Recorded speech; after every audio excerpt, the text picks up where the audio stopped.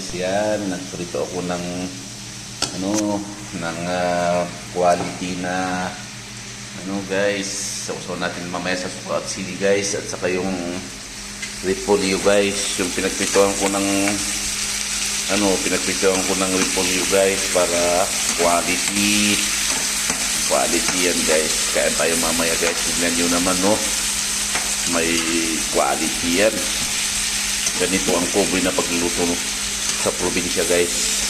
Doon sa probinsya laging ganito yung inuulam namin guys noong bata pa kami guys. Yan repolyo, walang sahog guys. Pag yung pinagprituhan mo ng tuyo, doon na ipiprito yung repolyo. Quality talaga guys yan. Subukan nyo na ba guys? Yan, tignan nyo naman. Sarap yan mamaya. May beans pa, may utong pa yan. Quality. Yan guys. Bango ng amoy ng repolyo natin guys. Yan, quality. Yan. Tignan nyo naman. So natin dyan sa mahiwagang guys, ulam. Yan.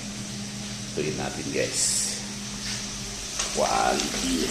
Yan guys.